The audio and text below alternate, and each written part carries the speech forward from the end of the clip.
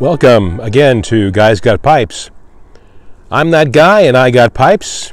Today's pipe is a Missouri Meerschaum and Cornell and Diehl Charlestown Cobbler that I got for Christmas a few months back. Very nice little Danish style stem, and you can see the bowl there has a nice kind of a glossy finish to it. Inside this morning I'm smoking Planta is the name of the company. Planta's Planta, Planta California Dream.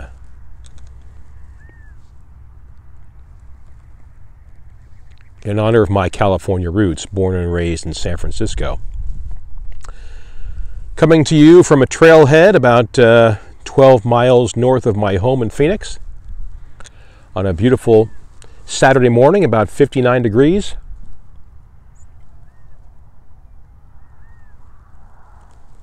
As I drove up, I could see a few hot air balloons off in the distance. I don't know if you can see them, but there are hot air balloons taking off behind me. I'll try and get a shot of those. California Dream from Planta is Cavendish, Virginia, and a bit of an orange topping. So it's a nice summer smoke. It's also a nice morning smoke. In an earlier video, I talked about rum and maple. Well, it's like having my pancakes, my syrup, and now my orange juice, right?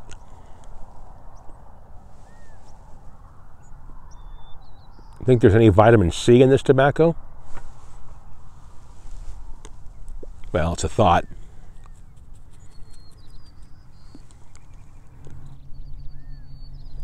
At top of mind for me is teeth this morning.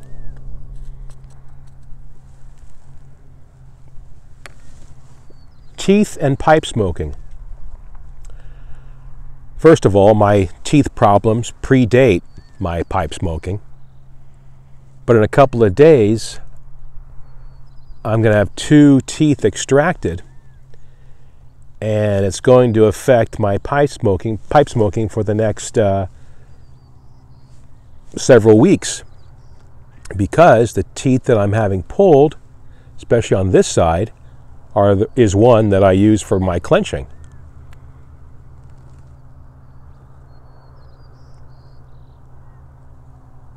I don't know why, but I have just developed very, very bad teeth.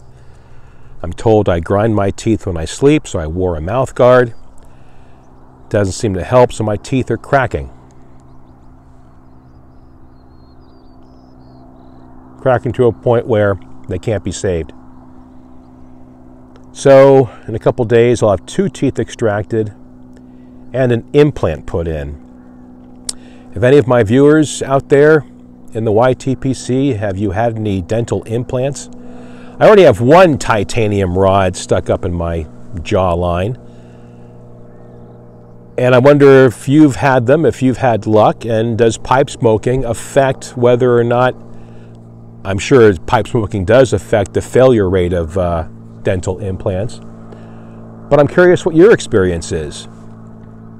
So, on Monday, I'll have the 2 teeth extracted plus another implant put in at the same time.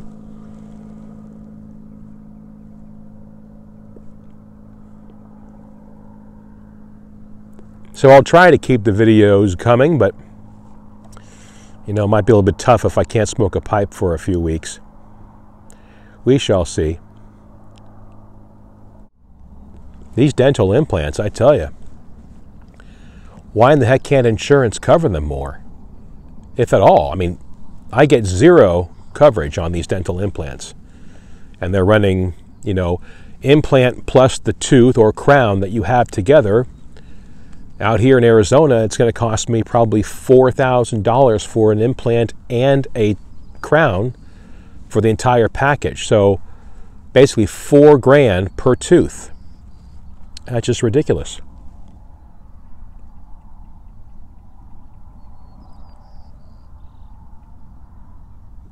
People say, Johnny, you should have taken better care of your teeth. Well, I tried. I flossed, I brushed.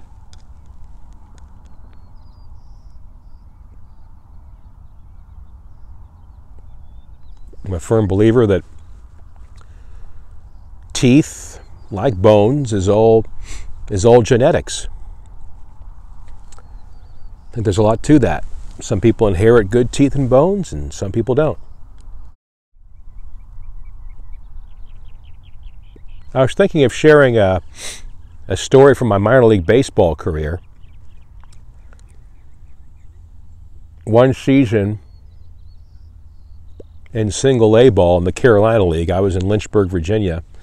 At the time, it was the Lynchburg Red Sox, and I was the assistant director of broadcasting. If you want to hear more good baseball stories and a good chat, I'll put a link to a Google Hangout I had with Matches 860.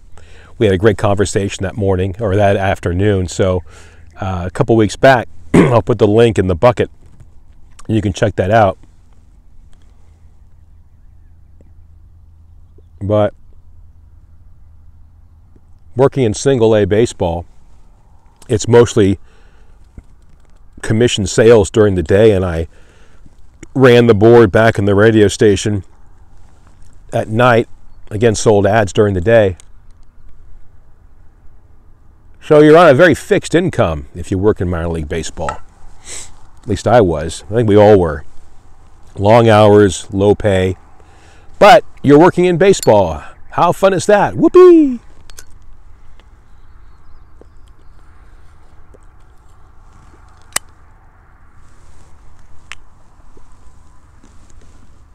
But one of the benefits of working in minor league baseball, if it is really a benefit, I remember our concessions manager,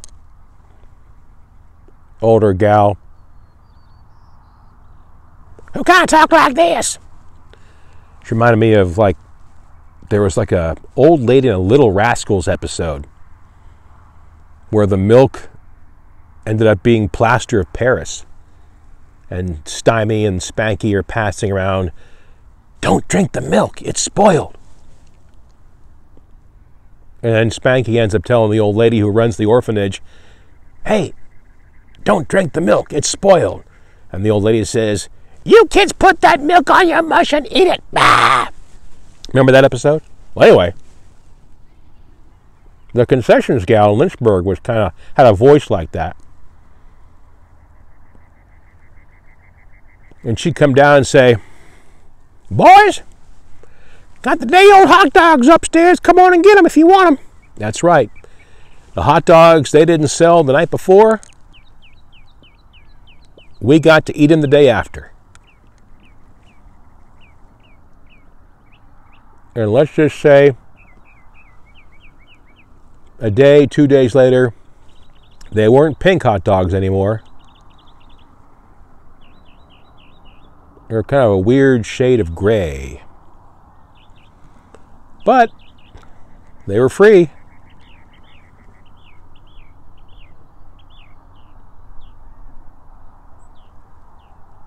Our pitching coach in Lynchburg that year was a guy by the name of Jim Bibby. Rest in peace, Jim. Jim Bibby was a tall, burly, built like a tight end pitcher.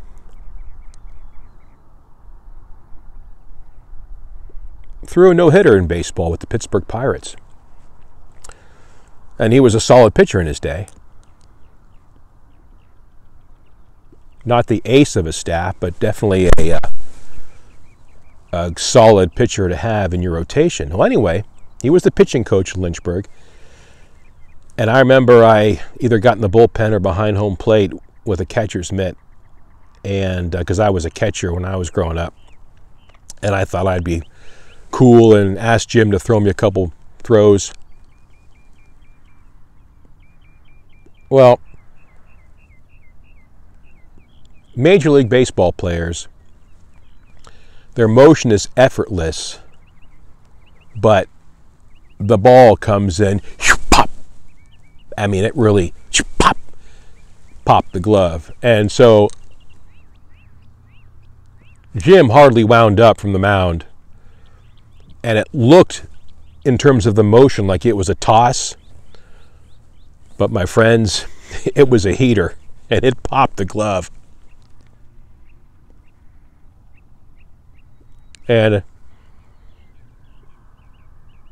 I think I asked Jim to toss me a curveball, and it broke about 6 feet. I think I caught it. But what a thrill to, just play catch with Jim Bibby, who threw a no-hitter in his day.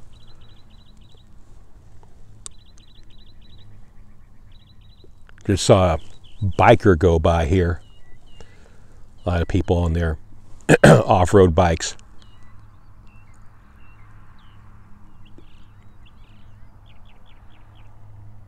I think if I were to do that, I wouldn't do it alone, because at my age,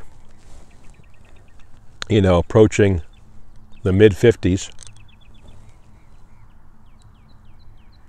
things happen to us older guys.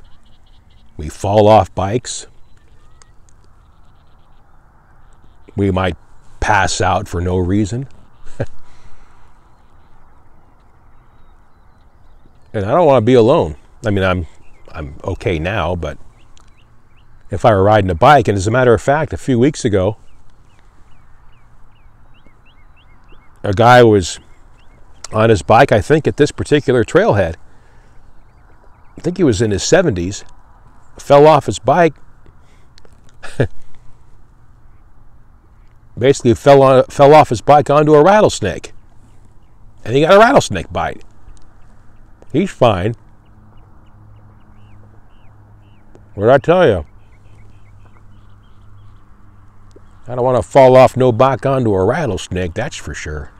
That's for dang sure.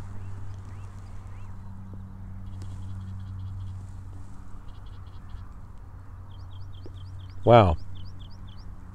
Just looked over here. There are some cool looking cactus.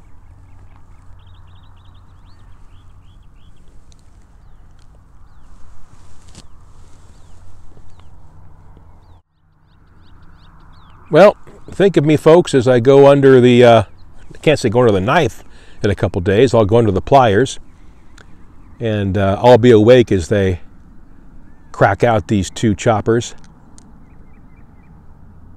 That's what I've done before. Just numb me up and, crack them out. I don't like being put under. Thanks for joining me again. Have a great week. And as always, I wish you peace, love, and pleasant smokes.